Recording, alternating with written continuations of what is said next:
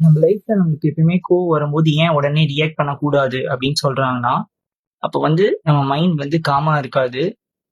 அதே மாதிரி நம்ம கொஞ்சம் டைம் குடுத்தா, நம்மளால கரெக்ட்டா யோசிக்க முடியும். இந்த இத நம்ம வந்து ஒரு ஸ்டோரி மூலியமா தெரிஞ்சுக்கலாம்.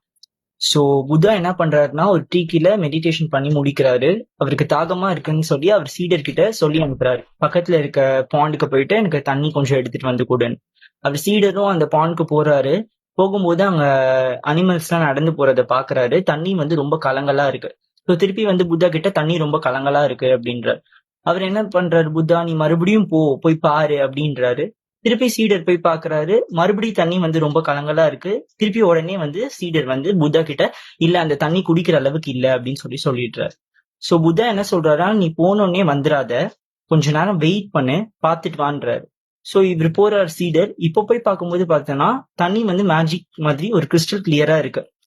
ஸோ அது வந்து ஒரு மேஜிக்கா இருக்கிறதுனால புத்தா கிட்ட வந்து கேட்கிறாரு, "நீங்க என்ன மேஜிக் பண்ணீங்க?" அப்படின்னு சொல்லி கேட்கும்போது, புத்தா சொல்றாரு, "நான் எந்த மேஜிக்கும் பண்ணல. டைம் தான்" அப்படின்னு சொல்றாரு. அதாவது என்ன நடக்குதுன்னா, அவரு அங்க போகும்போது அந்த சைடுல அனிமல்ஸ்லாம் கிராஸ் ஆகும்போது, அது நடக்கும்போது தண்ணி கலங்கலாயி, மட் எல்லாம் வந்து தண்ணியோட மிக்ஸ் ஆயி தண்ணி கலங்கிடுது. ஸோ கொஞ்ச நேரம் கழிச்ச உடனே அந்த மட் எல்லாம் கீழ செட்டில் ஆயி தண்ணி வந்து கிறிஸ்டல் கிளியர் ஆயிடுது. ஸோ நம்ம கோவத்த கம்மி பண்ணிட்டு சிச்சுவேஷன ஹேண்டில் பண்ணோம்னா, நம்மளால இன்னும் பெட்டரா யோசிக்க முடியும்.